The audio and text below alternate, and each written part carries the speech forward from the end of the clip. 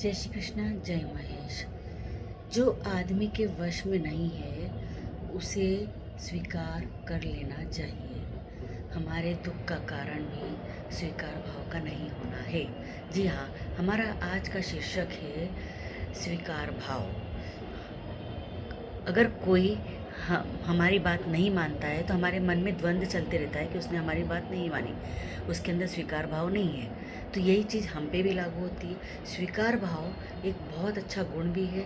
स्वीकार भाव के कारण हमारी पारिवारिक सामंजस्यता भी बढ़ती है और हमें जीवन में आगे बढ़ने का मौका भी मिलता है।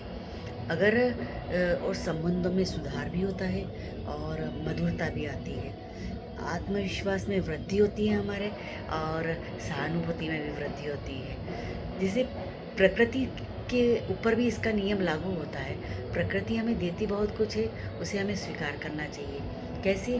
क्योंकि जैसे सूर्य अपने समय पे उगता है, समय पे अस्त होता है, हम उसे स्वीकार कर रहे हैं। और सूर्य के कारण हमें कई बार गर्मी भी बहुत होती है और कई बार ठंड में हमको उसकी ज़रूरत भी पड़ती है, तो हम धूप में भी बैठते हैं क्योंकि हम उसे स्वीकार कर रहे हैं। हमें दोनों चीज़ की ज़रूरत है। और कई बार बारिश के मौसम में अगर पानी नहीं आता है तो हम बोलते हैं पानी नहीं आ रहा है, और अगर पानी आता है तो हम उसे स्वीकार कर रहे हैं। नहीं आता तो भी हम स्वीकार तो कर ही रहे हैं ना। ऐसे ही कभी हम कहीं पे जाने वाले होते हैं और हमारे घर पे अचानक कोई गेस्ट आ जाते हैं तो हम उसे स्वीकार करते हैं, क्योंकि जाने में थोड़ा लेट तो हो रहा है, लेकिन अगर घर पे कोई गेस्ट आ गए तो हमें स्वीकार भाव से उनका आदर सत्कार भी करना चाहिए। आज अगर बच्चे हमारे सामने कोई क्वेश्चन कुछ ला कर के रखते हैं कि इस चीज़ को आप पसंद करो, तो हमें सोच समझ के अगर उचित लगे तो उसको स्वीकार करना चाहिए। अगर अनुचित लगता है तो बच्चों को उसके बारे में समझाना कि ये गलत कर रहे हो, ये चीज़ ऐसे नहीं होनी चाहिए। तो बच्चे भी स्वीकार भाव के अंदर रहेंगे और उस चीज़ को मानेंगे।